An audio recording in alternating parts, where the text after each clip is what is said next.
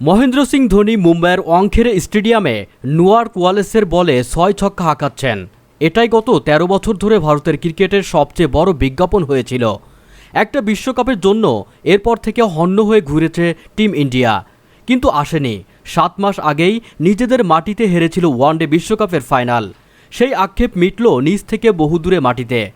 Caribbean দ্বীপ বার্বাডোজের কড়া রোদের নিচে আরেকবার বিশ্ব চ্যাম্পিয়ন ভারত। ১৭ বছর আগে টি-20 বিশ্বকাপের প্রথম আসরের শিরোপা ঘরে তুলেছিল ম্যান ইন ব্লুরা। সেটা দিয়েই শিরোপার পথে নেমেছিল ধোনির ভারত। লম্বা অপেক্ষা শেষে আবারও সেই টি-20 বিশ্বকাপ দিয়েই শিরোপা খরা ঘুচালো দলটা। বার্বাডোজ উৎসবের মঞ্চ আগেই সাজিয়ে রেখেছিল ভারত। ১৭৬ রানের শক্ত সংগ্রহ করে দাঁড় করায় ফাইনালের মঞ্চে।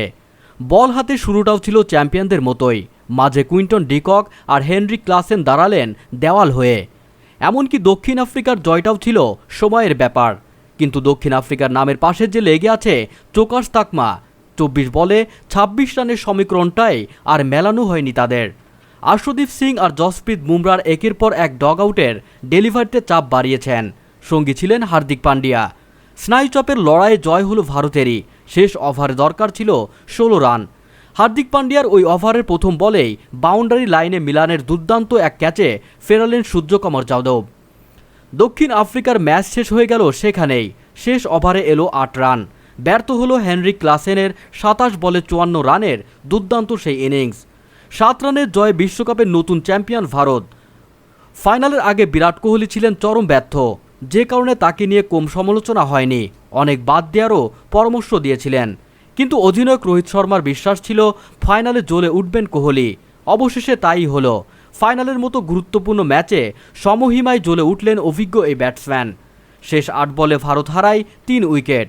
২০০৭ সালের বিশ্বকাপজয়ী দলটি শেষ পর্যন্ত ৭ উইকেট হারিয়ে ১৭৬ রান করে।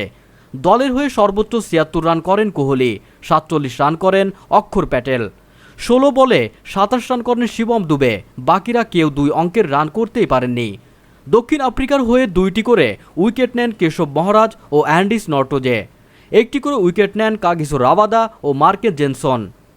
শেষ ওভার প্রথম বল আউটসাইড এজে ৪ রাবাদার। পরের বলে ব্যাটে লাগাতে পারেননি। বাই থেকে এসেছে সিঙ্গেল। মহারাজকে এরপর ব্ল্যাক হোলে করেন পান্ডিয়া। লেগ বাই থেকে ১ রানের বেশি আসেনি। ২ বলে দরকার ১৬ রান।